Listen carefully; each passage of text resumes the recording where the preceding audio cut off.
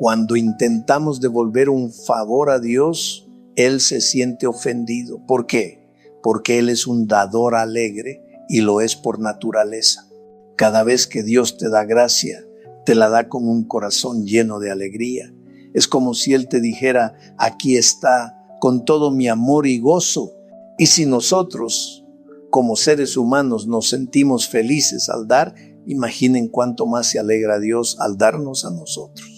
Sin embargo, si sentimos que el regalo de Dios es un intento de soborno, si pensamos que hay algo que debemos hacer para compensarlo, entonces es cuando de alguna manera lo ofendemos aún más. Dios se siente ofendido cuando decimos, está bien, agradezco tu gracia, pero siento que debo hacer algo para pagarla, para devolverla. Es en ese momento cuando Dios nos extiende su gracia y perdón y el enemigo susurra en nuestros oídos. No predique un evangelio tan fácil esta semana. Y no solo el enemigo. Hay muchas personas que me llaman para decirme, ¿qué estás predicando? Esto no puede ser tan fácil. ¿Lo escuchan?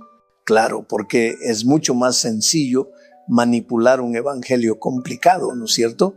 La gente piensa que para ser santo tenemos que seguir un régimen religioso, algo que incluye asistir a la iglesia cada semana, no perdernos ninguna actividad, seguir todas las reglas. Eso, en teoría, define a los buenos creyentes y es lo que nos lleva a interminables debates sobre lo que se puede o no se puede hacer. Nos volvemos expertos en juzgar el comportamiento de los demás como si nuestro papel fuera medir la madurez espiritual de otros. Y mientras tanto seguimos viviendo en pecado. Medimos los pecados, este es pequeño, este es grande. Luego, la gente se pregunta, entonces, ¿qué quiere Dios que hagamos? ¿Qué nos dice Él sobre nosotros? Les aseguro que, aunque nos cueste entenderlo, Dios quiere que creamos que todo esto es un acto de fe. Alguien tiene que decir, ¿creo o no creo? Y aquí está lo que Dios quiere, creer en aquel que Él ha enviado. ¿En qué creemos? Esa es la verdadera cuestión. Algunos dicen, ¿somos salvos por las obras? Y lo que Dios pide de nosotros es simple, que creamos. Sé que algunos pensarán, ¿es esto un alivio? ¿Estás diciendo que podemos entrar al cielo sin hacer nada, sin buenas obras? La respuesta es no. Las buenas obras son necesarias. Claro, algo cambia en sus rostros. Alguien se pregunta, está bien, pero Él está diciendo que se puede ir al cielo sin tener buenas cualidades. No. Hay algo que debemos entender profundamente. La respuesta es que también necesitamos buenas cualidades para entrar al cielo. Pero escuchen bien, una persona debe como mínimo comenzar con buenas obras y buenas cualidades. Pero aquí es donde entra el verdadero dilema, el verdadero desafío. Todos nosotros carecemos de ambas cosas. Nos consideramos buenos, nos vemos a nosotros mismos como personas rectas, pero eso no es suficiente para entrar al cielo. La Biblia no dice que los rectos verán a Dios. No. La Biblia dice, sin santidad nadie podrá ver al Señor. Hebreos 12:14. Así que no es suficiente ser solo rectos, necesitamos algo más. Santidad. Se necesita santidad para ver a Dios. Entonces, ¿qué nos queda? Todos podemos pagar nuestros impuestos, ir a la iglesia, leer la Biblia, nunca ver los Simpsons, besar a la suegra, hacer todo lo que parece correcto. Pero sin Cristo no somos santos. Sin Él nada, absolutamente nada de lo que hacemos califica para la santidad. A veces me sorprende oír a personas decir que esta iglesia o que nosotros vivimos en santidad. La Biblia describe cualquier intento de autosalvación o legalismo con palabras muy duras. Isaías 60:4 nos dice que nuestra justicia es como trapos sucios, y para hacerlo aún más claro se refiere a compresas menstruales. Pablo, en Filipenses 3:8, compara nuestras credenciales religiosas con excremento. Él dice, todo lo que tengo, todo es basura, excremento. Y entonces, ¿cómo entramos al cielo? Porque Miren, entiendo que muchos se sienten un poco desesperados en este momento. En este punto lo único que necesitamos hacer es crecer, aceptar la obra terminada de Jesucristo en la cruz. Debo aceptar que Jesucristo murió por ti porque Dios te amó tanto que envió a su Hijo. Alguien debería celebrar esto, ¿verdad? Pero Él nos dice, el que crea y sea bautizado será salvo, el que no crea será condenado. Así lo dice Marcos de manera clara. Eso es creer. El asunto es tan simple como eso. Permítame contarles una historia. El último emperador de China, siendo un niño pequeño, fue ungido como el último emperador. Vivió una vida de lujo rodeado de sirvientes que corrían de un lado a otro para atenderlo. Un día, su hermano le preguntó, ¿qué pasa, emperador, cuando haces algo mal? Y él respondió, cuando hago algo mal, otra persona es castigada. Para probar su teoría, el pequeño emperador rompió un jarrón y de inmediato uno de sus sirvientes fue golpeado. Pero ¿saben qué? En la teología cristiana, Jesucristo invirtió esa vieja regla. Cuando los sirvientes fallan, el rey es quien es castigado. La gracia no te cuesta nada, pero no porque sea gratuita, es porque quien otorgó esa gracia derramó su propia sangre por ti. Quien nos dio la gracia pagó el precio con su propia vida. La gracia no es gratuita, la gracia es invaluable. No podemos pagar por ella. Es una gracia asombrosa, increíble, que nos supera. Es una gracia inquebrantable, una gracia que nunca podremos pagar y lo único que necesitamos hacer es creer. Entonces recordemos al ladrón en la cruz. ¿Recuerdan en Lucas 23:42? Él solo necesitaba creer y pedir. Dijo, Señor, acuérdate de mí cuando vengas en tu reino. ¿Y qué le prometió el Salvador? De cierto te digo que hoy estarás conmigo en el paraíso. Imaginen eso. El ladrón, teológicamente hablando, era como un argentino. ¿Cómo podría una persona como él entrar al cielo? ¿Cómo puede un alma manchada por el pecado entrar al cielo? ¿Cómo puede un pecador ser salvado?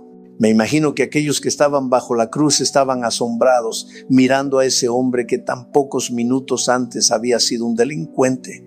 Si había algún fariseo allí, no podían entender lo que sucedía en la cima de la cruz en Gólgota. Pero lo que realmente sucedió es que el pecado del ladrón se fue de él y fue a Jesucristo. Cada pensamiento malo, cada acción malvada, las maldiciones, los robos, la codicia, la lujuria, todo eso cubrió a Jesucristo y en ese mismo momento la pureza de Jesucristo cubrió al ladrón. Así como el Padre vistió al Hijo pródigo, Cristo vistió al ladrón. El que no tenía pecado se convirtió en la naturaleza del pecado y el lleno de pecado se volvió sin pecado. Este intercambio es uno de los más excepcionales en toda la historia de la humanidad. Pablo lo explica de manera increíble en Gálatas 3:13, cuando dice que Cristo nos redimió de la maldición de la ley y se convirtió en objeto de maldición por nosotros. Nuestra situación es realmente asombrosa, amigos.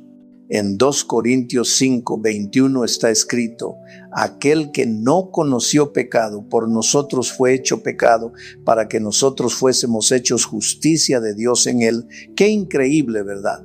Se nos otorga el registro perfecto de Jesucristo y Jesucristo retuvo nuestro registro imperfecto.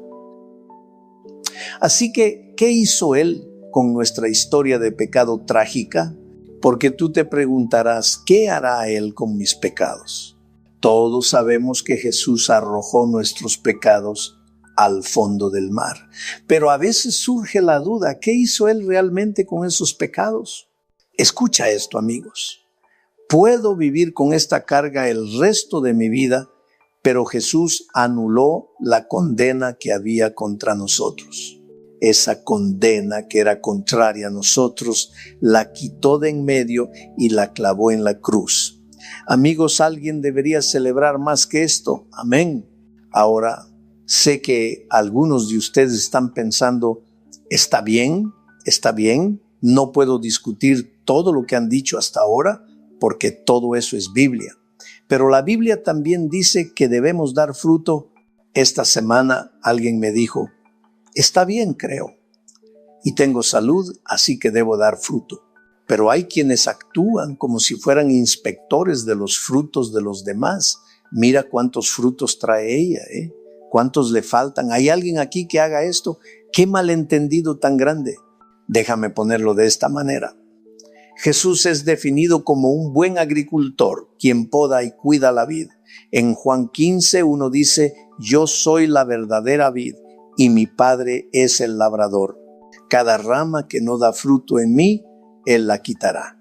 Y todo aquel que da fruto, Él lo limpiará para que dé más fruto. Luego, en Juan 15, 16, Él añade, no os elegí yo a vosotros, sino que vosotros me elegisteis a mí, para que vayáis y llevéis mucho fruto y que vuestro fruto permanezca. Entonces, ¿qué fruto es el que Dios desea de nosotros? No son muchos frutos, no, hay solo uno. Según la carta a los Gálatas, solo hay un fruto que incluye amor, gozo, paz, paciencia, bondad, fidelidad, humildad y dominio propio. Soportar a la suegra puede ser parte de ese fruto. Y ese es el buen jardinero que limpia la tierra, construye cercas para la vid, siembra semillas, cuida las plantas y arranca las malas hierbas. Él es el buen jardinero que cuida de su viña. Y una vez más, la pregunta es, ¿qué debemos hacer? Claramente, debemos dar fruto. Si una rama no da fruto, volvamos a la parábola. No se puede decir que él dijo esto exageradamente. De hecho, dejemos de lado la parábola por un momento y apliquémosla. El Padre es el labrador y tú eres la vid. Somos las ramas que Él tiene. Dar fruto es lo que el jardinero espera de nosotros. ¿Alguno de ustedes ha cultivado algo? Quiero ver las manos de aquellos que han cultivado algo. Levanten la mano si han hecho crecer algo con sus propias manos. Eso es lo que Dios espera de nosotros. Al menos intenten hacer algo. 4 personas han cultivado algo. ¿Sí? Decirle crece tomate, ¿creen que eso es útil en este caso? Miren, ¿qué pasaría si fuera una rama? Yo lo entendí desde temprano. Hoy entendí algo sobre el ministerio de la inmersión porque llegué tarde. Escuchen, es útil cuando, por ejemplo, la rama dice, voy a producir fruto porque ha decidido producirlo. Es útil decir, me esforzaré hasta que salga una uva, ¿no? Una uva es suficiente. Por más que intentemos apretar los dientes, no podemos producir una sola uva. Pero la religión nos enseña todo lo contrario. Nos dicen, ahora quieres ser salvo. Está bien. No puedes pagar por la salvación, pero debes dar fruto. Nos enseñan que debemos esforzarnos para dar fruto. Entonces, alguien dice, ahora soy un creyente, intentaré ser paciente. Eso significa, Señor Jesús, dame paciencia. Pero aquí está la verdad. Una persona no se vuelve paciente de repente solo por desearlo. No es así. Está bien, lo entendí, el fruto llegará. Seré una persona que da con alegría. Toma esa caja tonta para la ofrenda en inglés y haz que tenga valor. Esa maldita caja no funciona, sí. Y quiero que sea como una uva. Quiero que sea como un vaso de agua. Pero no va a salir así. Algo más, no una uva. Ok. ¿Perdonaré a esa criatura odiosa para que dé fruto? No podemos forzar el fruto. Por eso, a veces las personas religiosas que intentan producir frutos santos muestran su verdadera naturaleza, porque creen que son servidores del reino cuando ya pueden caminar sobre 2 piernas. Ellos muestran un ratón y dicen que son gatos. Pero solo parece un ratón cuando el costo interno aparece, porque no se puede dar fruto con fuerza. Eso nunca ha funcionado. Las personas religiosas que vagan en la red siempre comienzan con un Dios te bendiga o en mi humilde opinión. Pero cuando muestran su verdadero yo, terminan maldiciendo y enviándome al infierno por algo que no quieren. Ellos son como gatos. Por eso el Señor Jesús nos dice, en ningún lugar que debemos ir y ser designados para dar fruto. En ningún lugar dice eso. Dios no nos ordena producir fruto de esa manera. Búscalo, yo lo he hecho. Busca a alguien que tenga menos Biblia que una iglesia musulmana. Busca lo verdadero. Ya he buscado. Y no dice, entra y da fruto. Mira lo que dice en Juan 15:4. Permanezcan en mí y yo en ustedes. Como la rama no puede dar fruto por sí misma, aunque se esfuerce mucho. Si no permanecen en la vid, tampoco pueden dar fruto si no están en mí. Yo soy la vid, ustedes son las ramas. El que permanece en mí dará fruto. Eso es lo que tienes que decir. Amén. Separados de mí, no hay doctrina ni esfuerzo que puedan producir una pequeña uva. El que no está en mí será arrojado fuera como rama y será recogido, arrojado al fuego y quemado. ¿Escuchas esto, amigo? Pero si están en mí y mis palabras están en ustedes, todo lo que pidan será realizado.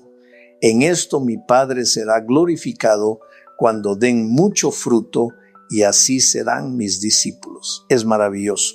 ¿Qué pide, Señor? Permanezcan en mí. Una cosa es religión y otra muy diferente es relación. No estoy en contra del fruto, pero el fruto aparecerá por sí mismo. No me despierto por la mañana y digo, hoy creo que seré una persona paciente. Sí, tomaré esa decisión. No es una decisión así de fácil. El fruto aparece naturalmente. Una persona se aferra a Cristo. Él pasa tiempo orando, estando con Él, y el fruto de la vida aparece. Una uva no necesita esforzarse para salir. ¿Qué debo hacer en la doctrina? ¿Qué dice Dios? ¿Cómo debo responder? No necesito vengarme, no es ley. El fruto aparece naturalmente. Ahora, separados de Él, no podemos dar ningún fruto. No podemos estar separados. No puede haber vida espiritual fuera de Él, ¿verdad? Mira, Señor Jesús, Él es un maestro, un rabino, ¿verdad? Y en la cultura rabínica, cada maestro tiene un yugo de enseñanza. Es decir, su yugo son las directrices, el contenido, el mensaje. A veces muchos rabinos imponen yugos de enseñanza a personas que no pueden llevarlos, como cuando vamos a la escuela o al instituto. Hay siempre alguien que te da mucha tarea y arruina tu viernes. Durante el fin de semana me examinan porque hay una obsesión de que debemos aprender a llevar el yugo, pero hay otros que enseñan de manera tan comprensible que dicen que hacer la tarea no tiene sentido si no reflexionamos sobre ella. La educación no es solo memorizar, sino extraer lo que hay dentro. Pero hay personas con yugos que alejan a la gente de Dios en lugar de ayudar, oprimen y cansan. Y eso es lo que se dice en Marcos 11:28. Venid a mí todos los que están cansados y agobiados, y yo os haré descansar. Llevad mi yugo y aprended de mí, porque soy manso y humilde de corazón, y hallaréis descanso para vuestras almas. ¿Quién de nosotros no está cansado? Él dice, ¿os haré descansar? Preguntó, ¿hay alguien con el alma cansada? Hay una canción que dice, alma cansada, no te desesperes. Espera en el Señor. Un día de estos publicaré un álbum titulado Mi carga es ligera. Esto puede ser incómodo para una persona religiosa. No. ¿Por qué es tan fácil en el Evangelio? Sí, mi yugo es fácil y mi carga es ligera. Por eso, la enseñanza de Jesucristo es completamente opuesta a la de los rabinos religiosos de la época. Él no presenta una serie de reglas o rituales. Él trajo gracia incesante. Él nos invitó a conectarnos con la vid, a conectarnos con Él. Y eso es todo. ¿Qué más? Eso es todo. A veces la actividad, el deseo de trabajar es una gran máscara para la falta de vida. Así es, las iglesias pueden caer en eso. Dios ha dicho, las tumbas lujosas. Una iglesia llena de actividad a veces es el mejor refugio para los muertos. Pero ¿conoces a Dios? ¿Te has conectado con la vid? Si no, hace tiempo que no sientes nada, pero no sabes cómo sirvo. Soy quien recibe a la gente en la puerta. Muchas actividades no producen un cambio en la vida. Parece que hay cosas sucediendo, que hay vida, pero si no hablas, si no te conectas con Él, nada de eso es útil. Tienes que creer y siempre conectarte con Él, no solo 2 horas a la semana, sino siempre. Eso significa que nunca volveremos a perseguir la vieja naturaleza, que la vieja naturaleza nunca volverá a mostrar su horrible cabeza. Eso significa que siempre estaremos listos para resistir la tentación. Para responder a esta pregunta, necesitamos regresar a lo dulce. Necesitamos regresar a la sala de partos. Vamos a mirar a un bebé recién nacido. ¿Qué hace un bebé recién nacido además de ir al baño y llorar? Puede caminar, puede comer solo, puede cantar, puede leer. No, un día podrá, pero ahora no. El bebé crece lentamente porque es tan pequeño y no puede hacer nada. Los padres no se sienten avergonzados por el bebé. La madre está confundida porque el bebé no puede leer, no puede caminar. Claro que no puede. Pero los padres no se sienten avergonzados, se sienten orgullosos. Ellos saben que el crecimiento llegará con el tiempo y Dios también lo sabe. Cuando creemos y somos salvados, el crecimiento llega con el tiempo, como dice 2 Pedro 3:9. El Señor no retarda su promesa, según algunos la tienen por tardanza, sino que es paciente para con nosotros, no queriendo que ninguno perezca, sino que todos procedan al arrepentimiento. Dios tiene una paciencia inmensa, y esa paciencia es parte de su amor, parte de su plan para nosotros. Podemos cambiar nuestra apariencia. Cambiamos de ropa, nos ponemos una corbata o incluso alargamos nuestras faldas. Sí, alargarlas, pero no voy a alargar la falda porque eso sería bastante preocupante. Podemos cambiar nuestros hábitos. Podemos usar un lenguaje más cristiano, elevar nuestro nivel de lectura, incluso cambiar nuestra actitud. Pero, según la Biblia, hay algo que no podemos cambiar: nuestro estado. La sociedad nos dice que si cambiamos lo de afuera, lo de adentro cambiará de forma natural y espontánea. Pero no es así. Claro que necesitamos educación, preparación, hábitos correctos y disciplina apropiada, pero eso no cambia lo más profundo de nosotros. Hemos intentado hacer estos cambios, hemos comprado ropa de marca, nos hemos unido a grupos, hemos buscado títulos, premios y logros, ¿verdad? Les decimos a nuestros hijos: tienes que hacer algo importante en la vida. Decimos a los miembros de la congregación: vengan a la iglesia para tener una vida buena o exitosa. Pero si quitamos la cáscara exterior, si eliminamos los hábitos y desmaquillamos, debajo de todo eso surgirá nuestra verdadera naturaleza, un corazón egoísta, orgulloso y pecaminoso. Deja que alguien suelte un ratón y verás lo que hacemos. Nadie lo describe mejor que Pablo en Romanos 7, cuando dice: porque sé que en mí, es decir, en mi carne, no mora el bien. Esto ha causado mucha controversia teológica y muchos lo han debatido, pero ¿qué quiere decir Pablo con esto? Pablo lo dice de manera sencilla: en mi naturaleza humana pecadora no hay nada bueno, porque aunque tengo el deseo y el anhelo de hacer lo correcto, no tengo la capacidad de hacerlo. No hago el bien que quiero hacer, dice Pablo, sino el mal que no quiero hacer. Y aún más, él dice: si hago lo que no quiero hacer, no soy yo quien lo hace, sino el pecado que habita en mí, el pecado que está dentro de mí. ¡Qué confesión tan honesta! Pablo está diciendo que incluso cuando quiero hacer el bien, lo único que encuentro es el mal. En mi corazón me gusta hacer la voluntad de Dios, pero dentro de mí hay otra ley que se opone incluso a mi capacidad racional. Esa es la ley del pecado que está en mí y que me aprisiona. ¡Qué palabras tan profundas! Y esto no lo dice un loco ni un nuevo creyente. Son las palabras de Pablo, un gran hombre de Dios. Al final, él concluye y dice: miserable de mí, ¿quién me librará de este cuerpo de muerte? Esta es la verdad de nuestra naturaleza humana.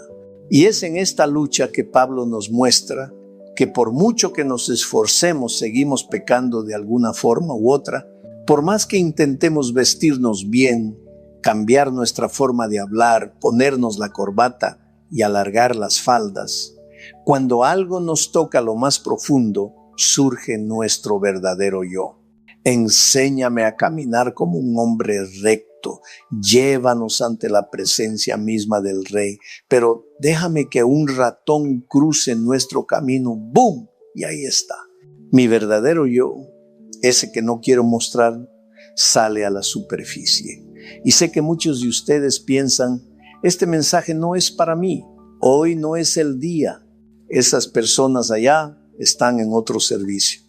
Pero amigos, la verdad es que todos estamos en el mismo barco. Todos tenemos esa naturaleza que surge, aunque intentemos esconderla. Y entonces, ¿qué debemos hacer? ¿Qué hacemos con nuestra lucha interna, con nuestra debilidad, con nuestra tendencia al pecado? La respuesta está en la gracia de Dios. Solo en Él, en su paciencia, en su misericordia infinita, podemos encontrar liberación. Porque, como dice Pablo en Romanos 7:25, gracias doy a Dios por Jesucristo, Señor nuestro. Nosotros mentimos, exageramos, somos codiciosos y guardamos silencio. Exigimos rumores. Afortunadamente, aquí no hay nada de eso, pero nos relajamos con la familia. Susurramos, sentimos envidia, ofendemos y el monstruo dentro de nosotros nos controla. Por lo tanto, cambiar de vestimenta no transforma al hombre o a la mujer. La doctrina externa nunca puede cambiar lo interno. Los nuevos hábitos no pueden renovar el alma. Así que si alguien realmente quiere cambiar, el Señor ha dicho que esa persona debe nacer de nuevo. Y aquí está el problema, como diría el apóstol Cantinflas. La frase nacer de nuevo fue usada por el Señor Jesús cuando habló con un hombre llamado Nicodemo. Nicodemo era un hombre bueno, fariseo, líder religioso y miembro del Sanedrín, quien tomaba las decisiones más importantes en Jerusalén. Él pensaba, como muchas personas hoy en día, que si una persona cambia lo exterior, entonces lo interior cambiará de manera natural como si ocurriera de forma orgánica. Pero ni siquiera Pablo pensaba que eso fuera suficiente. Lo bueno es que Nicodemo no era una mala persona. Él deseaba una buena doctrina, una doctrina que pudiera transformar, que incluso un gato se convirtiera en un ciervo. Pero Jesús le dijo algo muy claro en Juan 3, quien no nazca de nuevo no puede ver el reino de Dios. Y no se trata de preguntar por qué, sino de preguntar cómo. ¿Cómo podemos nacer de nuevo? Y este es el gran misterio que desconcierta a muchos en la teología. Incluso a mí me incomodaba durante mucho tiempo. Cuando nacemos por primera vez, volvamos a preguntar cuánto actuamos en ese proceso. Claramente no tenemos recuerdos, pero ¿alguno de nosotros ha escuchado a su madre decir que empujó para sacarnos? Algunos de ustedes han dicho, bueno, creo que debería salir y con permiso salimos. Pero ¿quién recuerda haber pedido al médico que midiera las contracciones y nos informara cómo iba el proceso en el vientre? Ninguno de nosotros fue pasivo. Como dije antes, aprovechamos el viaje, estuvimos allí, pero fuimos empujados. No nacemos por lo que hemos hecho.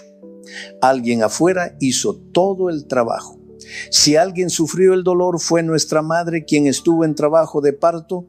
Fue ella quien luchó en nuestro nacimiento, gracias al esfuerzo de otra persona. De igual manera, en nuestro nacimiento espiritual, nacemos a través del dolor de Cristo. No es por nuestro esfuerzo. Voy a nacer de nuevo, podríamos pensar. No es así. No se trata de hacerlo de nuevo. Nacemos por el esfuerzo del Señor.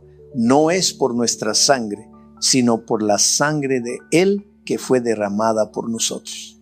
De hecho, no llegamos allí por nuestros méritos. Esto es claro. Así que nacemos, aceptamos a Cristo en nuestro corazón y Él hace que todo se renueve.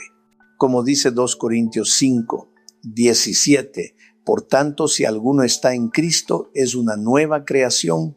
Es hermoso.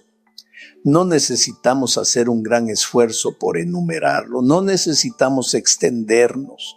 Sé que aquí nadie usa maquillaje, todos son naturales, pero no se trata de eso. Necesitamos decir, gracias Señor. O los doctores te dicen, hazte un examen, no les creas, porque eso es un shock, eso es humor, algo terrible.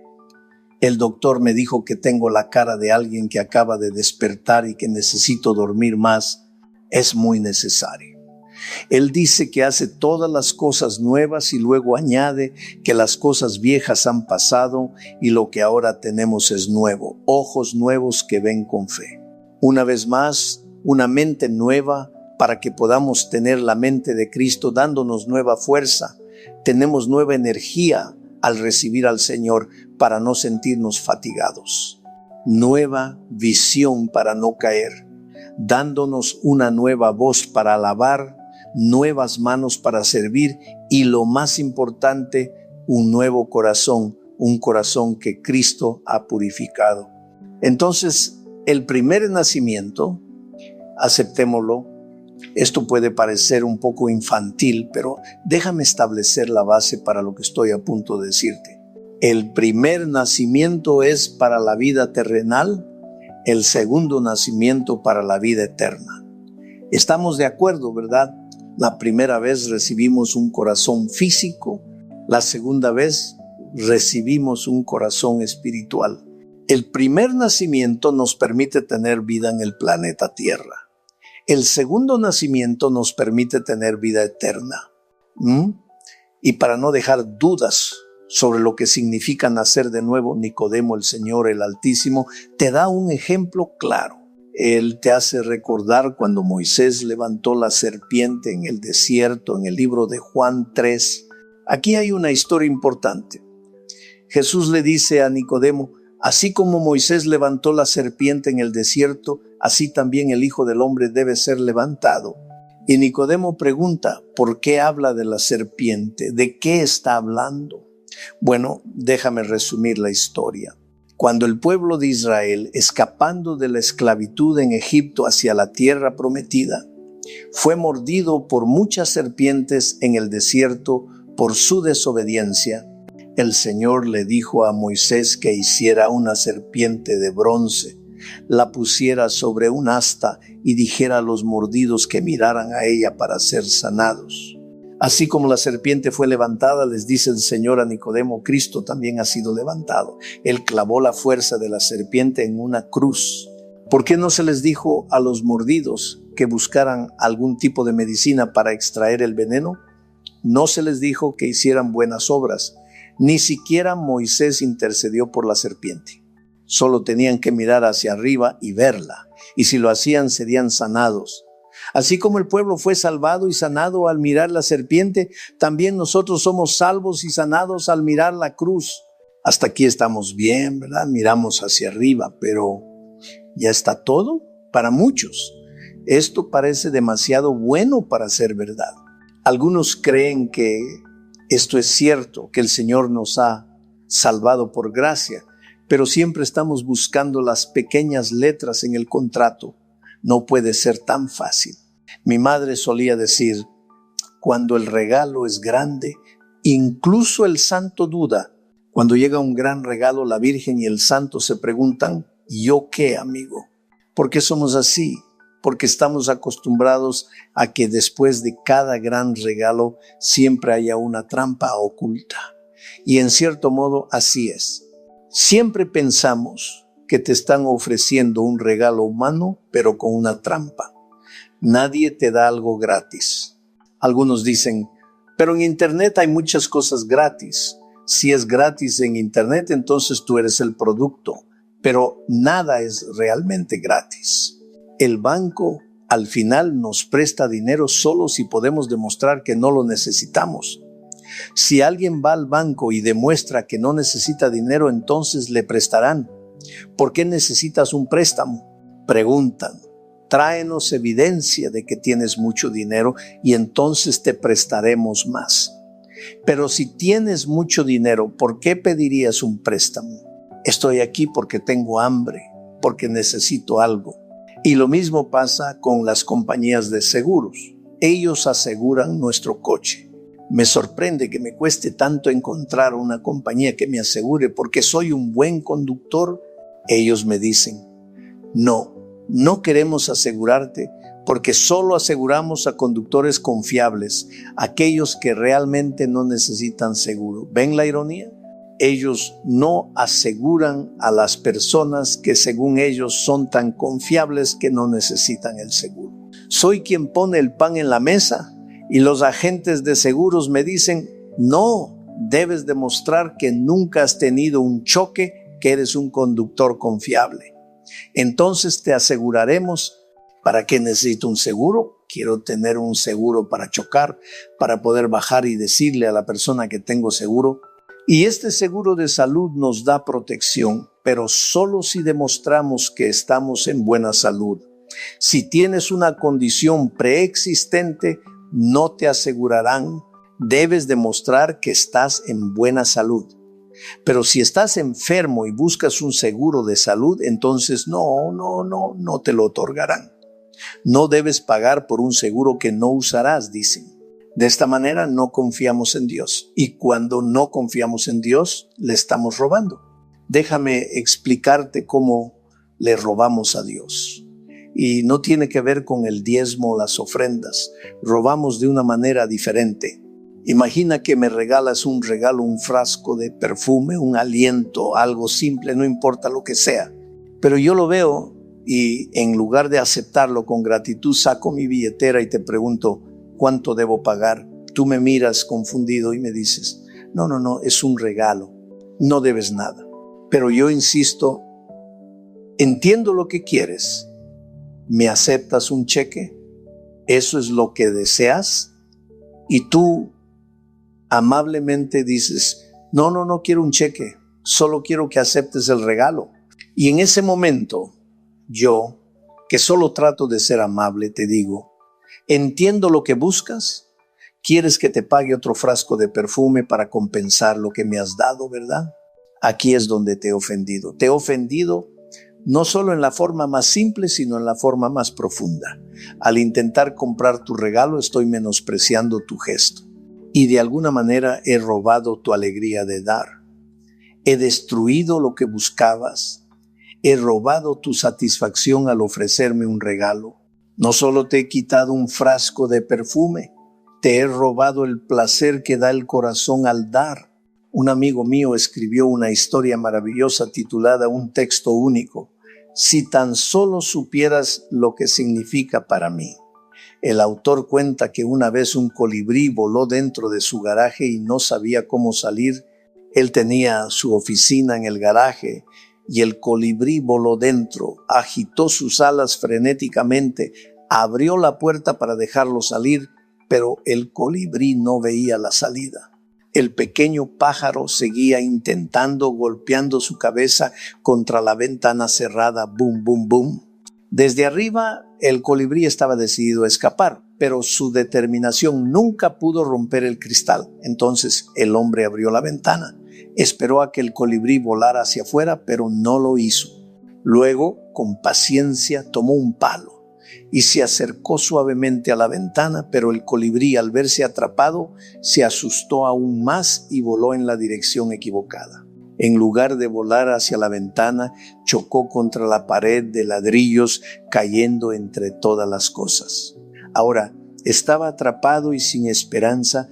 El hombre lo recogió, el colibrí había perdido el conocimiento, lo colocó suavemente junto a la ventana y en ese momento el colibrí reaccionó, se sacudió y voló hacia la libertad.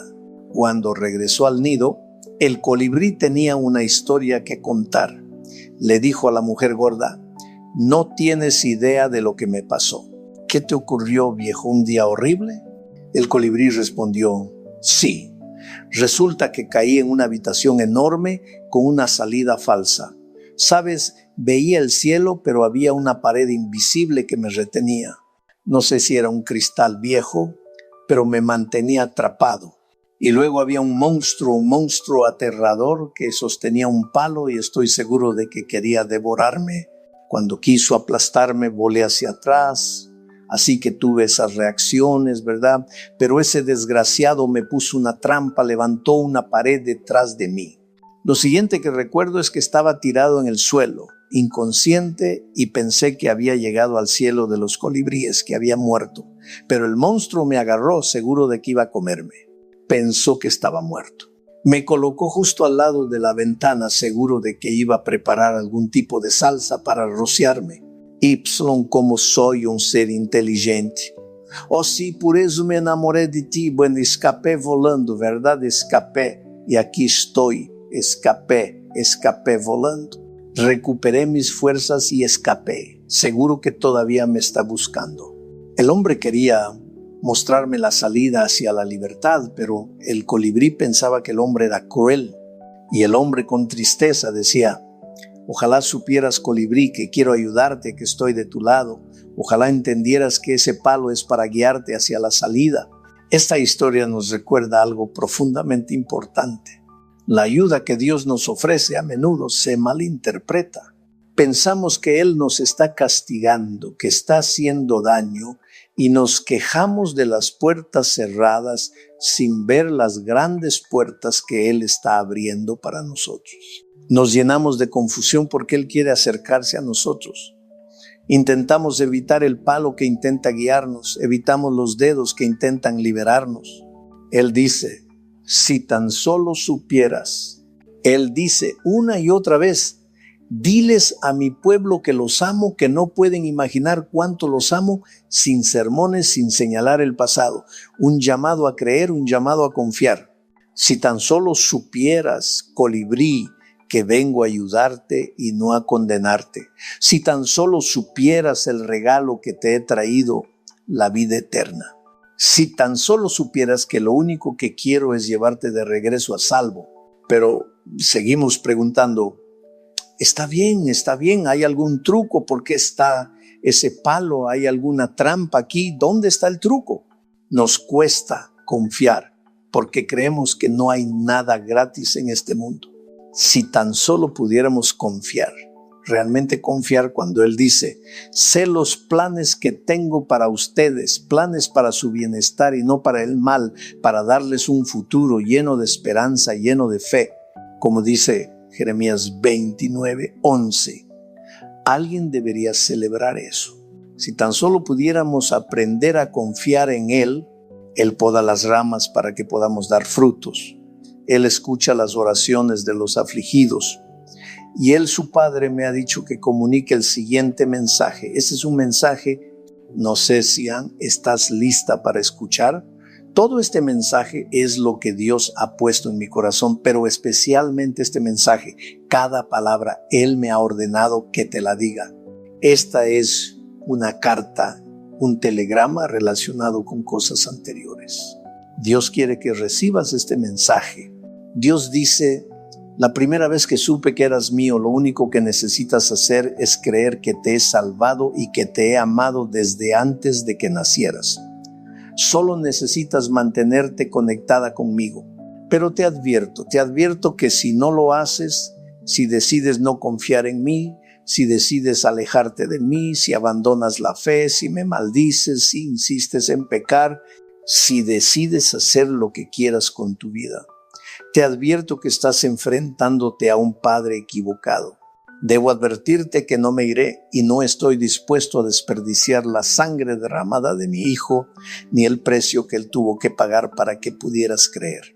Es una advertencia seria, porque el regalo es grande y la responsabilidad de aceptarlo también lo es.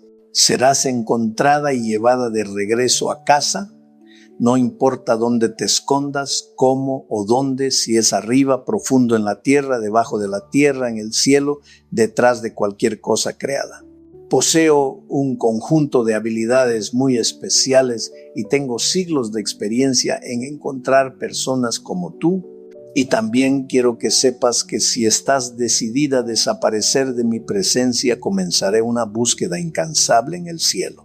Soy un experto en buscar mis monedas, mis ovejas y mis hijos perdidos, y no estoy dispuesto a negociar ni cambiar de opinión. Así que escucha atentamente lo que te voy a decir, porque solo hablaré una vez. Juro por mí mismo, dice Dios, que iré a buscarte. Te buscaré, te encontraré y te perdonaré. Creo que el Señor es mucho más paciente con nosotros que nosotros mismos. Caemos y de inmediato pensamos que nunca volveremos a nacer. Tropezamos y decimos, parece que nunca he sido transformado. Si aún tenemos deseos viejos, es porque no somos una nueva creación, porque seguimos atrapados en eso. Esa persona ha caído porque en realidad nunca ha sido transformada. Así me lo han dicho y me han preguntado por qué esa otra persona se encuentra en tal situación. Y yo he dicho, es porque esa persona nunca ha sido transformada, solo es alguien convencido. Han pecado porque en realidad nunca han sido bautizados. Pero no es cierto, si he sido lavado soy nuevo. Como dijo Juan Carlos Ortiz, el fundador de esta iglesia en los años 90, nadie cae de la gracia. Todos caemos en la gracia, en una red que nos sostiene, nos levanta. Alguien debe recordar esto. Esa persona ha caído, pero afortunadamente hay la red de la gracia. La red nos sostiene. No caemos de la gracia, no caemos de la red, solo caemos en este caso para crear equilibrio. Y cuando una persona cae, la gracia nos sostiene. Esto no significa que se nos permita pecar, sino que entendemos que de vez en cuando habrá pruebas, habrá momentos en los que sentiremos tentaciones. Y entonces pensamos, si no tuviera el Espíritu Santo, ¿estaría luchando con estos deseos? Es que quiero ahorcar a esa persona porque tengo un demonio dentro de mí. ¿Quién define que estamos creciendo a la estatura de la plenitud en Cristo Jesús cada día? ¿Y quién puede decir, voy a crecer? ¿Cómo crecen los adolescentes? Estos jóvenes, estos chicos maravillosos, se acuestan una noche siendo pequeños y al día siguiente se despiertan y ¡pum!, crecen. Se acuestan con un pie pequeño y se despiertan con un pie grande. Los zapatos ya no les sirven. Oh, sí, hoy ya son 2 botes, ¿verdad? Un poco de vello en las piernas. Los padres calvos dicen, ¿qué está pasando? Hay demasiado vello. ¿Por qué hay tanto vello? Están creciendo. Ahora, no porque digas, mañana por la mañana voy a crecer. No, no funciona así. Pero el Señor dice que ha comenzado la buena obra en ti y la llevará a buen término en el día en que Cristo regrese. Él no te abandonará y cada día Él hará que crezcas poco a poco, pero de manera segura. Así que mira, de muchas maneras el nuevo nacimiento es como el primero, porque en nuestro nuevo nacimiento el Señor provee todo lo que necesitamos. Alguien fuera de nosotros siente el dolor, alguien fuera de nosotros realiza la obra. Y así como los padres son pacientes con un bebé, el Señor también es paciente con nosotros. Pero hay una diferencia. La primera vez no teníamos que decidir si nacer o no. Nadie pidió nacer. Es algo que a menudo le digo a mi madre cuando se enoja conmigo. Yo no pedí nacer. ¿Por qué estamos contigo? No pedí hacer esto. Mandé un memorando diciendo que querían hacer esto una segunda vez. Si tuviéramos que decidir hacerlo, el poder del Señor, el esfuerzo es lo que el Señor hace, el dolor es lo que Él experimenta, pero la elección es nuestra. ¿Y cuál es la elección? Si creemos. Estos días he hablado con muchas personas que en teoría llamaríamos conversos, personas inofensivas, personas que están separadas de la fe. Tal vez les pregunté, ¿qué debo hacer para pertenecer a esto? Y la respuesta fue simple, cree. Ah, entonces ya creí. Listo, bienvenido. Los otros procedimientos como el bautismo o las ceremonias de la iglesia son solo asuntos menores cuando se trata de la salvación. Cuando participamos de la cena del Señor, compartimos ese momento juntos, pero todo está relacionado con los sacramentos. Y si no hay tiempo para ello, realmente no te preocupes. No se requiere nada más, solo que creas que Él te ama desde siempre, que Él murió por ti, por tu vida. El hombre que nunca creyó en nada, pero creyó en vivir, al final lloró. Es un esfuerzo torpe para agradecer al Señor por su gracia. No importa cuán bien cuidemos las doctrinas, el Señor nos conoce. Y Él sabe que cuando vemos algunos ratones, en sentido figurado, nuestra verdadera naturaleza se revela. Recuerdo una historia antigua sobre el emperador Federico el Grande, quien visitó una prisión en Prusia, un estado que existió junto al mar Báltico en Europa. Había hablado con todos los prisioneros y cada uno afirmaba su inocencia, esperando que el rey los liberara. ¿Y tú por qué estás aquí? No, solo soy una víctima del sistema, dijo uno. ¿Y tú por qué estás aquí? Estoy siendo juzgado injustamente, tú inocente, todos. Pero había un prisionero sentado en la esquina, sin decir una palabra. La autoridad le preguntó, ¿y a quién culpas por tu condena? La respuesta fue, a ti, majestad. Soy culpable y merezco mi castigo. Sorprendidos, el emperador y los guardias llamaron a los oficiales y ordenaron que sacaran a este hombre de allí antes de que se corrompiera. Este prisionero era diferente porque no justificaba su pecado. Reconoció que era culpable. No nos hacemos mejores al justificar nuestras acciones, decía. No es suficiente con decir, enséñame, perdóname y pensar que con eso estamos en paz. No es que haya una mejor doctrina o excusas para nuestros pecados. Hablar de errores en lugar de pecados no nos ayuda. Cuando era niño, recuerdo que había unas tiras adhesivas llamadas curitas. Pensaba que eran maravillosas porque no importaba si me pinchaba con una astilla o si sangraba de la cabeza. Le decía a mi madre, pónteme una curita y mañana todo estará bien. Ella, preocupada, me decía, ¿cómo puedo ponerte una curita? Estás sangrando, hijo, necesitas algo más que una curita. Necesitas ser cosido, necesitas más atención. Y a veces actuamos así con Dios. Venimos a Él con nuestros pecados, pero lo único que queremos hacer es esconderlos con buenas acciones, doctrinas saludables o con una apariencia de estar bien. Y nos preguntamos, si Dios sanará lo que hemos escondido. 1 Juan 1:8 dice, si decimos que no tenemos pecado, nos engañamos a nosotros mismos y la verdad no está en nosotros. No somos sinceros. Podemos confiar en que Dios hará lo que es justo. Sí, pero Él nos perdonará los pecados y nos limpiará de toda maldad si los confesamos. La iglesia, no solo esta iglesia, sino todas las iglesias, enfrenta un gran problema.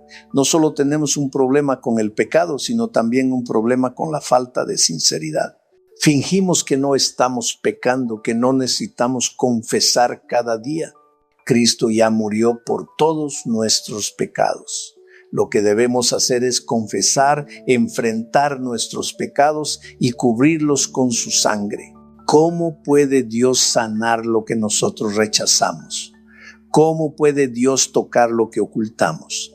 ¿Cómo podemos tener comunión con Él, con el pan y con la vid y dar frutos si mantenemos secretos? Si no somos completamente sinceros al orar, esa es la verdadera comunicación. David dijo, examíname, oh Dios, y conoce mi corazón y mira si hay en mí algún camino de iniquidad. En otras palabras, puede que estés pecando con algunas cosas que no reconoces. ¿Puedes ayudarme a liberarme? Oh, qué corazón está alineado con el corazón de Dios. Porque moralmente David tenía muchas faltas. El rey David era un engañador, un fraude, un asesino, el autor intelectual de un crimen, un adúltero, un lujurioso. Pero sé por qué Dios dice, Este es un hombre conforme a mi corazón, porque David vivía conectado con Dios. Incluso cuando pecaba decía, oh Dios, no quites de mí tu presencia. Él vivía en comunión con Dios. No tenía una moral más alta que el resto. Sus guerreros eran más morales que él. El pequeño soldado que ordenó matar tenía más dignidad y moral que él. Pero, ¿qué podría faltarle a ese pequeño soldado? Vivió David conectado con Dios, y cuando un profeta se enfrentó a él, se quebrantó. Esa es la verdad, no es un intento forzado. ¿Cómo puede Dios darnos perdón cuando no reconocemos nuestra culpabilidad? ¿Cómo puede Dios darnos perdón? Gracias, y aún así queremos pagar por ello. La iglesia tiene un problema con la gracia. Queremos pagar por ella.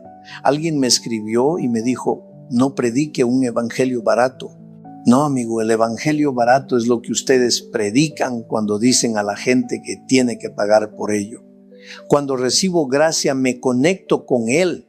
Comienzo a vivir en santidad de manera natural, no por esfuerzo. Lo explico, ¿verdad? ¿Qué hay que hacer? Creer y arrepentirse, nada más. Creer y arrepentirse. Sé que Él pagó por todos los pecados. Digan conmigo, todos. Él pagó por mis pecados. No me gusta repetir, pero eso es maravilloso para todos. ¿Qué hay que hacer? Confesar, Señor, sí, soy un adúltero. Sí, Señor, soy un lujurioso. Soy una persona que gusta de hablar mal.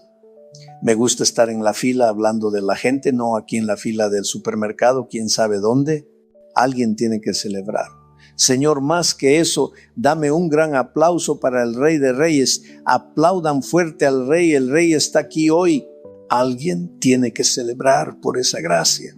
Los que no son tolerantes, aleluya, bendiciones, tú eres. No. Celebra, honra al Rey. El Rey ha hablado esta mañana. Bendiciones, Él es. ¿Realmente crees? Dios ha sido firme contigo y me ha dicho esto. Eres objeto de una búsqueda implacable.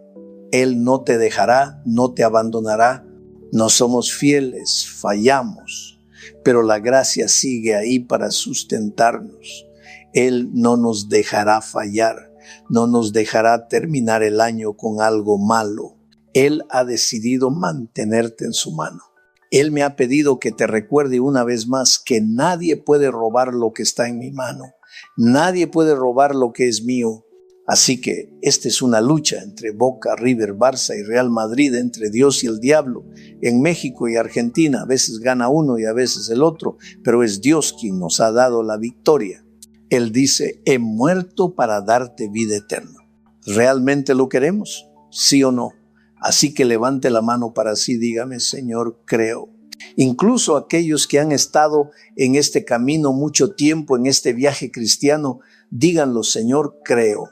¿Cómo no creer? Oh, es impresionante. Creo, Señor. Todo. Creo, Señor. Creo, Señor. Recibe este regalo. Tómalo, hija. Pueden sentirlo en casa. Aquellos que están en cualquier parte del mundo, conéctense.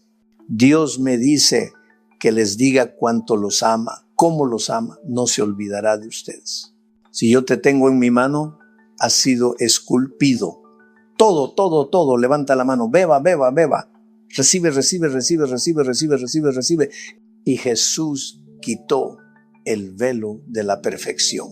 Y cuando fui perdonado, cuando finalmente fui libre, fue como si me hubieran extirpado un tumor del alma. Aprendí a vivir el presente, a disfrutar el hoy, sin angustiarme por el mañana. Me llevaron de un lugar a otro, me invitaron por razones que no entendía, pero ya no me importaba agradar a los demás. Perdí el miedo a las palabras de la gente, a sus opiniones, y conocí una libertad que solo Dios puede dar, vestirme sin pensar en los comentarios, caminar sin cargar el peso de las miradas. La moda a veces duele y uno ni sabe por qué. No eran solo sandalias, pero entendí que había otra manera de vivir, una forma más amable de estar conmigo. Me dije, soy una buena persona, de verdad lo soy. Y no era soberbia, era sanidad. Me sentí amado, valorado, y al quitarme la máscara también me quité el miedo a las personas. Dejé atrás el temor a ser vulnerable, a mostrarme como realmente soy, sin adornos ni defensas. Antes no sabía ni quién era. Predicaba y después pasaba un mes entero atormentado por lo que había dicho. Ay, no debería estar contando esto. ¡Qué tontería! Mira cómo me hundo al recordarlo. Y si alguien me decía, tu pañuelo está un poco torcido, pensaba, ay, ¿por qué nadie me lo dijo antes? Ese pañuelo lo usé por años. Y ahora, francamente, ya no me importa. Porque cuando el corazón está libre, lo de afuera deja de tener tanta importancia. A veces decimos 3 tonterías, sí, pero aprendí algo que transformó mi vida. No tengo nada que defender, nada que perder. Ya no vivo para sostener una reputación. ¿Quién soy yo? Soy alguien amado por Dios. Y si soy amado por Él, ¿qué más necesito? No tengo que demostrar nada, no tengo que conquistar nada. Ya fui conquistado por su amor. Dicen que cuando uno descubre su verdadero ser, aparece esa versión maravillosa, auténtica, la que realmente toca el corazón de los demás. Es esa persona sencilla que enamora no por lo que muestra, sino por lo que es. Mi yo verdadero. Ese que tiembla en invierno, que suda en verano, que se levanta con los ojos hinchados, que gatea hasta el baño medio dormido, que va al mercado, que baja la basura y que sonríe con un vaso de Malbec de Mendoza, que dicho sea de paso, podría servir para la Santa Cena, para unir, no para dividir. Mientras tanto, el impostor busca aplausos, busca elogios o se hunde con las críticas. Pero el verdadero yo, ese afirma su identidad desde un solo lugar. Saber que es amado por Dios. Porque cuando eso lo sabes, ya no necesitas adornarte con máscaras. Ya no necesitas correr tras la aceptación, descansas, porque sabes quién eres. Hace poco alguien me dijo, me voy de la iglesia, allí no hay nada que me atraiga. Y yo les respondí con amor, está bien, ve, mira todos los episodios del Chavo si quieres, y cuando te canses, aquí estaremos. Hay gente que confunde emoción con identidad, pero la identidad no se encuentra en el entretenimiento, ni en el ruido, ni en el show. Se encuentra en el toque de Dios, en ese momento silencioso donde Él te dice, te amo. Y eso fue lo que me pasó a mí. Temblando, asustado, allí Dios me tocó a mí, a este que ves. Por eso, querido, lo único que quiero decirte y que se te grabe en lo más profundo del alma, tú eres alguien amado. Escúchalo bien. Tú eres alguien profundamente amado. Di conmigo, ahí donde estás. Soy alguien amado, soy fuerte, soy alguien amado. No necesitas que te vean, ni que te reconozcan, ni que te honren. Honramos a Dios simplemente al ser nosotros mismos. Vivimos conscientes de que somos amados y ese es el verdadero centro de la vida cristiana. No es un concepto bonito, es el núcleo de nuestra existencia. Porque cuando sabes que eres amado, todo cambia.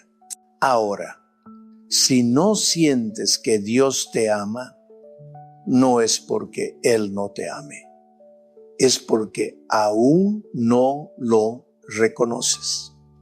A veces caminamos por la vida buscando nombres, etiquetas, títulos, pero hay un nombre que solo Dios conoce.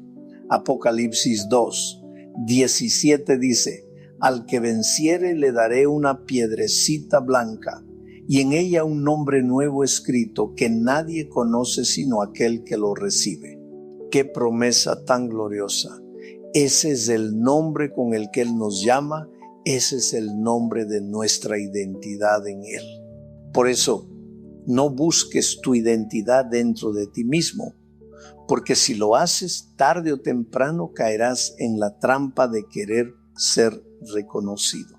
Y entonces vienen las quejas. Ay, voy a la iglesia y nadie me llama pastor.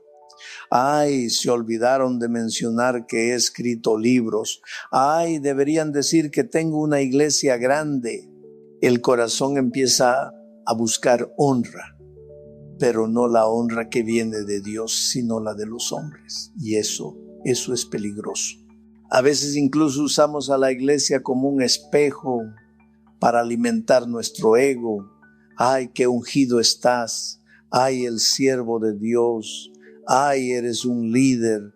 Y sin darnos cuenta pertenecemos a un grupo que eclipsa el amor del Padre. Porque si busco sentido en algo que no sea saber que soy amado, estoy muerto espiritualmente. Muerto. Y cuando Dios queda en segundo plano, lo cambiamos por cosas que parecen tesoros, pero son solo vidrios baratos. Entonces, ¿de qué sirve que me llamen pastor, doctor, apóstol, si cuando estoy solo lloro porque no me siento amado? ¿Qué valor tiene el título si el corazón está vacío? Por eso, nunca olvidaré aquella vez bajo la lluvia en algún lugar de Florida donde Dios con voz suave me dijo: ¿me oyes? Y esa pregunta todavía me sigue resonando en el alma. Bullón, te amo. Siempre te he amado y he esperado el silencio, ese silencio que rara vez permites para decírtelo. Pero estás tan ocupado tratando de probarte a ti mismo y también a mí que mereces ser amado que ya no puedes oírme. Estás tan enfocado en hacer que te olvidas de ser. Hijo, no tienes que probar nada, ya eres amado. Y no fue hasta que abracé mis partes rotas que aprendí a comprender las heridas de los demás. Mi llamado no es a cambiar la vida de nadie. Mi llamado es a acompañar, a empatizar, a caminar con ellos. Servir no es imponer. Servir es compartir. No es controlar, es cuidar. No es aconsejar desde arriba, sino abrazar desde el mismo suelo. Eso lo aprendí en una de esas etapas de mi vida donde todo parecía perder sentido. Si miras mi vida como si fuera un mapa, quizá no veas grandes cambios, pero yo los conozco. Hubo un giro sutil, imperceptible para muchos, pero real, porque ahora lo sé. Ya no necesito disfrazarme para hablar con Dios. Ya no necesito ponerme máscaras religiosas para orar. ¿Sabe lo que eso significa?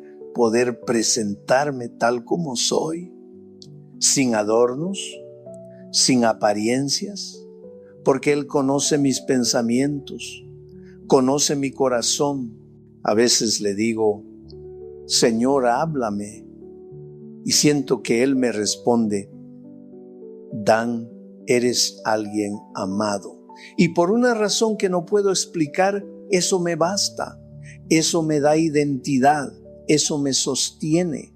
Gracias a Dios, lo aprendí antes de que explotaran las redes sociales en una noche de lluvia. Un vaso de barro con pies de arcilla se puso de pie, no por su fuerza, sino porque sabía que era amado. Durante años intenté construir un gigante espiritual y un día descubrí que solo soy un hombre común que fue alcanzado por un Dios extraordinario, un Dios que ama a la gente sencilla, un Dios que toma a los débiles y los hace sentar con príncipes. Ese es nuestro Dios. Él nos amó tanto que entregó a su Hijo para que nadie se pierda. Eso no es religión, eso es amor. Pero muchas veces las palabras religiosas nos hacen olvidar esa verdad tan simple, tan poderosa, tan eterna. Dios nos ama. Él nos ama con amor eterno, pero tantas veces lo olvidamos. Vivimos tan apresurados, tan distraídos, tan cargados de exigencias que se nos olvida lo esencial. Somos amados por Dios. Si hoy te pidiera que te definas, respóndeme así, con firmeza: mi identidad desde hoy es ser alguien amado por Dios. Todo lo demás es pasajero. Todo lo demás es ilusión. Tú no eres tu apellido, no eres tu familia, no eres la historia de tu esposo, no eres tu título profesional, no eres lo que se asocia a tu nombre, ni la firma que pones al pie de un correo electrónico. Todo eso es ruido, pero tú eres alguien amado por Dios. Esa es tu verdad, esa es tu identidad más profunda. Por eso me conmueve leer Juan 13, 23, cuando dice: había uno de sus discípulos al cual Jesús amaba, que estaba recostado en su pecho. Juan recostó su cabeza en el corazón de Jesús. Qué imagen tan sublime, qué ternura tan sagrada. La cabeza de un ser humano reposando sobre el corazón del Hijo de Dios. Imagina por un momento eso, tu cabeza recostada en el pecho de aquel que ordena las estrellas, que sostiene los océanos con su palabra, que alisa las montañas y da nombre al viento. Eso no es una historia simbólica, no es una metáfora religiosa, es una invitación a una relación real, viva, íntima con Dios. Porque la Biblia dice que se recostó en su pecho, porque Juan quería que entendiéramos algo que solo se capta con el alma, la profundidad de intimidad que podemos tener con el Señor. Jesús el Santo, el Altísimo, el Verbo hecho carne, permitió que un joven de unos 20 años se acercara tanto que oyera su latido. Eso no se olvida jamás. Juan quedó impregnado de esa fragancia, se empapó de su amor. ¿Puedes imaginarlo? Ese instante no fue solo para Juan, fue para ti también. ¿Hay alguien que vea a Jesús más tierno, más accesible, más cercano que en esa escena? Juan fue impactado no solo por las palabras de Jesús, sino por su santidad. Esa santidad que no aleja, sino que atrae. A diferencia de lo que yo creía en otros tiempos, cuando pensaba en Dios como en los dioses griegos, caprichosos, severos, con una espada en la mano, listos para castigar. Pero no, ese no es el Dios que Juan conoció. Ese no es el Dios de la cruz. Cuando Juan recostó su cabeza en el pecho de Jesús, escuchó el latido de su corazón y allí lo conoció de verdad. Más allá del conocimiento teológico, más allá de la doctrina, porque hay una gran diferencia entre saber de alguien y conocerlo realmente. Yo puedo saber tu nombre, tu lugar de nacimiento, tu profesión, tus hábitos, pero eso no significa que te conozco. A veces el banco sabe de nosotros, el sistema médico también, hasta el gobierno, pero eso no es conocer. Saber datos no es tener comunión. Conocer de verdad es experimentar el alma del otro. Juan no solo conocía a Jesús como maestro, sino como el Señor del amor. Y al conocer quién era Jesús, Juan también descubrió quién era él, el discípulo a quien Jesús amaba. Un año después, Juan escribió una de las verdades más profundas del Evangelio. En el amor no hay temor, sino que el perfecto amor echa fuera el temor, porque el que teme espera el castigo y no ha sido perfeccionado en el amor. Si aún tienes miedo del castigo de Dios, es porque no has sentido su latido. No lo has oído cerca, no has descansado en su pecho. Juan no repetía lo que otros le enseñaron. No hablaba desde una doctrina heredada, hablaba desde la experiencia, desde el perfume del corazón de Cristo. Por eso pudo escribir en su primera carta una de las declaraciones más poderosas del Nuevo Testamento: Dios es amor. Y no lo dijo como una idea, sino como alguien que estuvo allí con la cabeza recostada en el corazón del Maestro. Juan no dijo, Dios tiene amor. No, él dijo, Dios es amor, y eso cambia todo. Si encuentro a Dios, me encuentro a mí mismo. Porque cuando descubres quién es Dios, descubres quién eres tú. Y si hallas tu verdadero ser, no puedes caminar lejos de él. Juan no pensaba que Dios era lo más importante. No, Dios es todo. No es el primero en la lista, Él es. Por eso Juan decía con sencillez, pero con certeza: yo soy el discípulo a quien Jesús amaba. ¿Puedes decir eso desde lo más profundo del corazón? ¿Lo crees de verdad? Porque si lo crees, tu identidad cambia. No eres definido por lo que haces, no por tu pasado, no por los títulos. Eres lo que su amor dice que eres, alguien amado.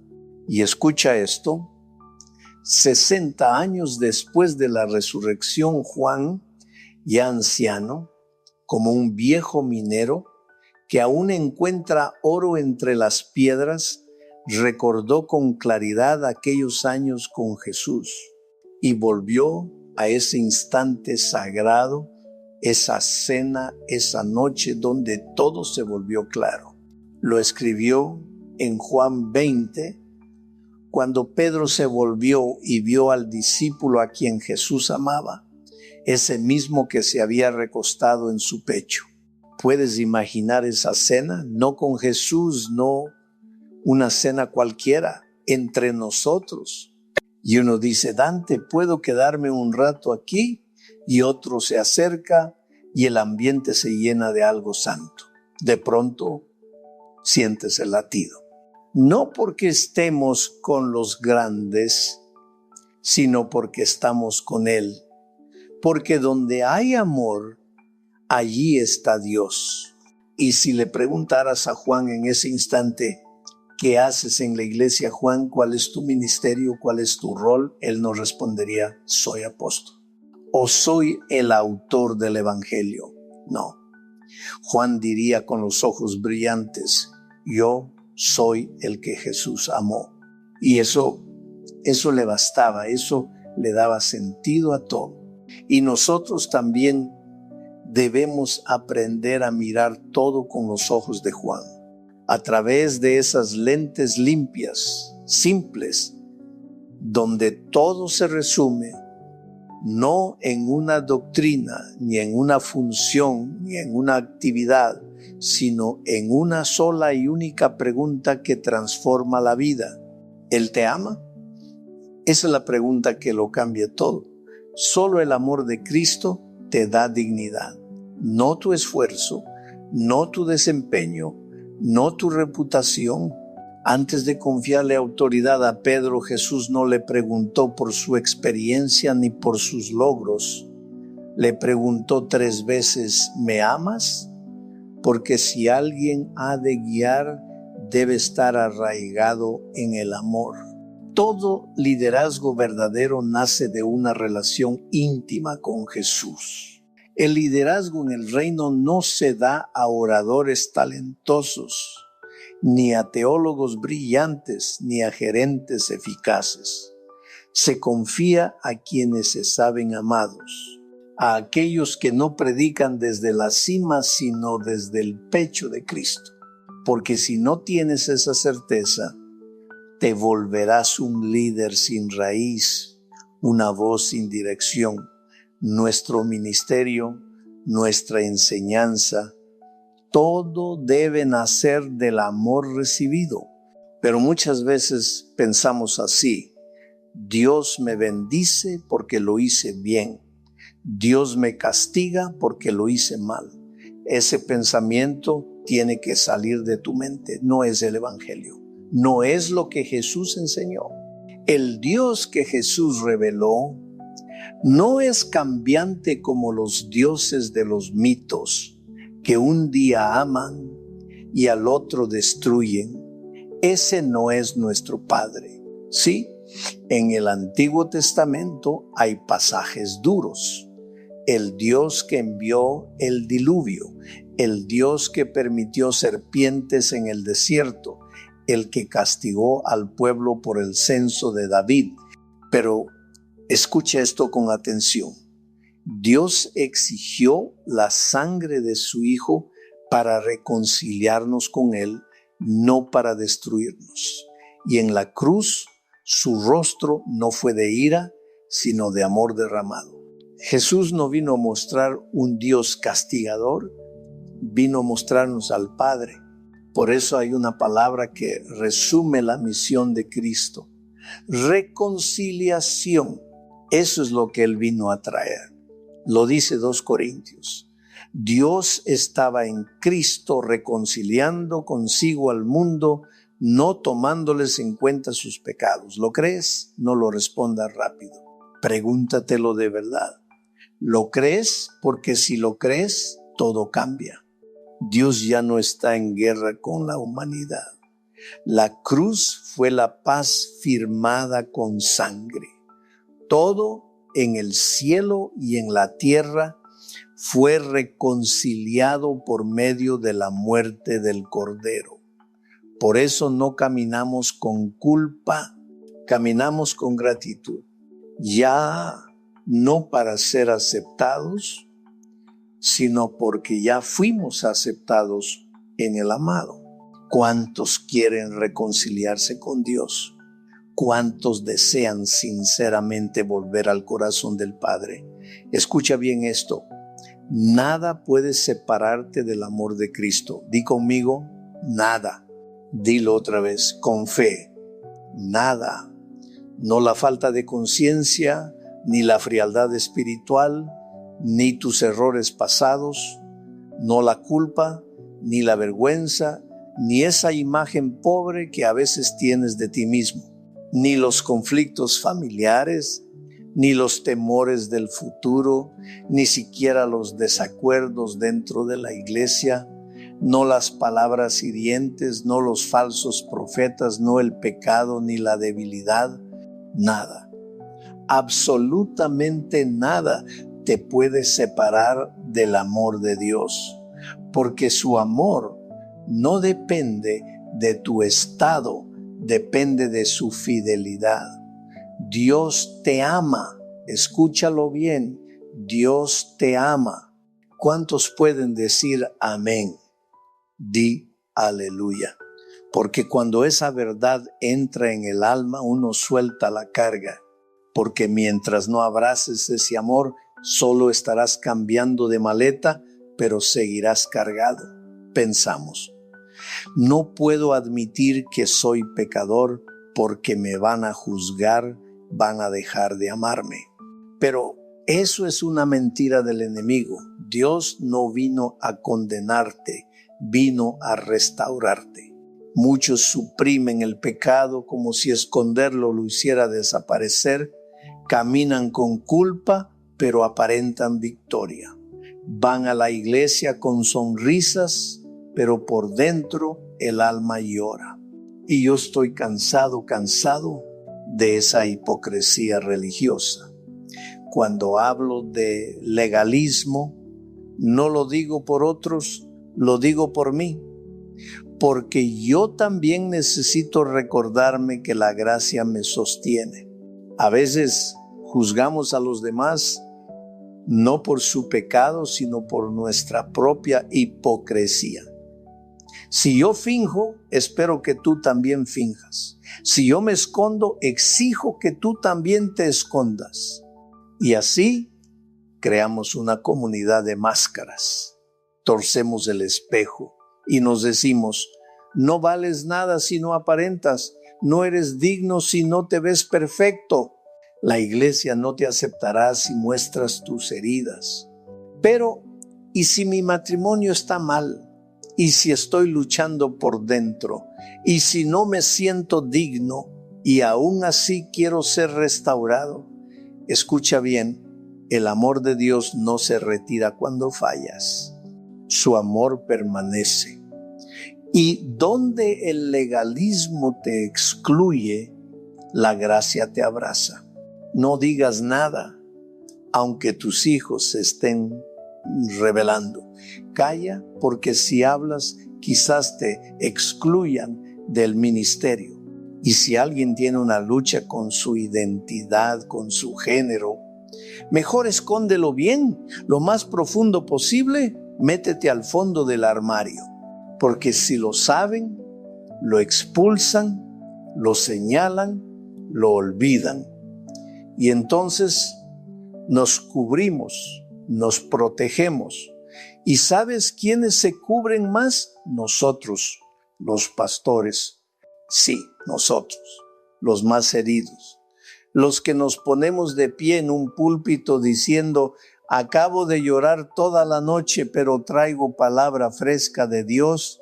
A veces sugerimos fuerza cuando lo que tenemos es angustia.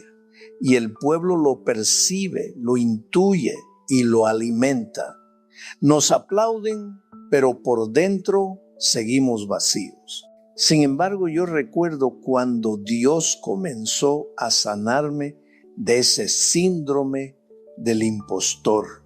Sí, estoy en proceso de recuperación. ¿Y sabes cómo empezó esa sanidad? En caminatas largas, silenciosas bajo la lluvia. En ese año oscuro, cuando vivíamos en Florida, me sentía sin valor. Había salido de Argentina, donde todos me conocían, y ahora era solo un desconocido más entre venezolanos y americanos en Weston. Una nota invisible dentro de una gran sinfonía. No predicaba, no lideraba, no hacía nada que según yo ganara el favor de Dios. Y allí entendí, no tenía que hacer nada porque su amor no se gana, se recibe. Una noche, mientras caminaba bajo la lluvia, lo escuché. Su voz fue clara, dulce, poderosa. Me dijo: tú eres mi amado. Y esas palabras me reconstruyeron. Nunca las he olvidado. Desde entonces, cada vez que puedo, le recuerdo a la gente: tú eres el amado de Dios. Dítelo a ti mismo. Repite esa verdad radical. Aunque tu mente la rechace, soy alguien amado por Dios. Y cuando alguien te pregunte: ¿quién eres tú? No digas tu nombre, tu título, tu pasado. Dile con humildad y certeza: soy el que Dios ama, porque su amor es lo que te define. Haz que eso sea lo más importante de tu vida, no tu ministerio, no tus logros, no tu visibilidad. Que lo más grande que te defina sea esta verdad: Dios te ama. Y a veces incluso cuando no sientes que Él te usa, incluso cuando no ves frutos, Él te sigue amando. Te amo, dice el Señor, aunque tú no me escuches, aunque tú no lo sientas así, porque tu herencia verdadera no es tu patrimonio material, no es tu talento, no es lo que otros digan de ti, no es la fama ni el reconocimiento, tampoco la crítica cruel. Nada de eso define quién eres. Yo anclo mi identidad no en lo que hago, sino en aquel que me ama. Y cuando vengo ante Él desnudo, sin títulos, me repite lo mismo: tú eres mi amado. Dante, te amo. Te daré el amor que tus padres no te dieron, el que la iglesia nunca supo darte. ¿Lo crees? ¿Cuántos pueden decir amén? Porque ese Dios no olvida. Yo pensaba que Él perdía el interés en mí, sobre todo en esos años donde predicaba, viajaba, pero me sentía vacío. Y en medio de mi sequedad me habló a través de Isaías. ¿Acaso una madre puede olvidar al hijo de su vientre? ¿Puede dejar de amar al que dio a luz? Aunque ella se olvide, yo nunca te olvidaré, porque yo te di a luz. Y al escuchar eso, el impostor en mí comenzó a deshacerse. El que fingía, el que actuaba, se encontró con su verdadero ser. Y allí, en el corazón de Dios, conocí mi esencia real, mi verdad. No me gusta siempre lo que veo en mí, pero el anhelo desesperado de ser aceptado empieza a apagarse. No digo que desaparezca de inmediato, pero empieza, porque antes nunca me sentía seguro si no era perfecto, si no predicaba bien, si no me celebraban, si no me decían Dios te usó. Vivía de los aplausos y cuando los tenía me sentía invencible. Y entonces volvía a casa como quien conquista el mundo. Me sentía lleno, pero no era plenitud verdadera. Era un reflejo falso, un brillo prestado. Porque el alma no descansa en el aplauso. El alma solo descansa en el amor de Dios. En saber que no importa cómo prediques, tú ya eres su amado. Me sentía genial, como si lo hubiera hecho todo bien. Entonces intentaba salir de mi zona segura, mezclándome con la gente, buscando en el fondo que alguien alimentara mi ego. No lo hacía por orgullo,